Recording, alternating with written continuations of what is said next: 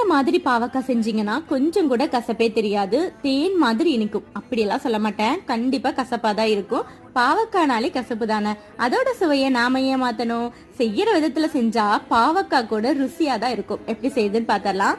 இதுக்கு ஒரு கடாயில கொஞ்சமா ஆயில் ஆட் பண்ணிட்டு ஹீட் ஆனதும் கடுகு கடலைப்பருப்பெல்லாம் போட்டு பொரிஞ்சதும் கொஞ்சமா கறிவேப்பிலை 2 பெரிய வெங்காயம் பொடியா கட் பண்ணி ஆட் பண்ணிக்கிறேன். இதெல்லாம் நல்லா வணங்கினதும் ஒரு மீடியம் சைஸ் தக்காளி ஆட் பண்ணிட்டு தேவையான அளவு உப்பு ஆட் பண்ணி தக்காளி நல்லா வணங்கினதுக்கு அப்புறம் பொடியா கட் பண்ணி வச்சிருக்க பாவக்காவை இது கூடவே ஆட் பண்ணிக்கிறேன். இது ஒரு சில சுடுதண்ணீர் எல்லாம் போட்டு அந்த கசப்பு தன்மையில எடுப்பாங்க, அப்படியெல்லாம் செஞ்சிட வேணாம், நீங்க அப்படியே ஆட் பண்ணிக்கோங்க. இது கூடவே 1/4 ஸ்பூன் அளவுக்கு மஞ்சள் தூள், 1 ஸ்பூன் அளவுக்கு மிளகாய் தூள், லைட்டா தண்ணி தெளிச்சு அதை அப்படியே நல்லா குக் பண்ணிக்கலாம். தண்ணி வத்துறதுக்காக மூடி வச்சு ஒரு 5 நிமிஷம் குக் பண்ணி எடுத்துருங்க. தண்ணி எல்லாம் வத்தினதுக்கு அப்புறம் எண்ணெய் லைட்டா பிரிஞ்சு வரும்.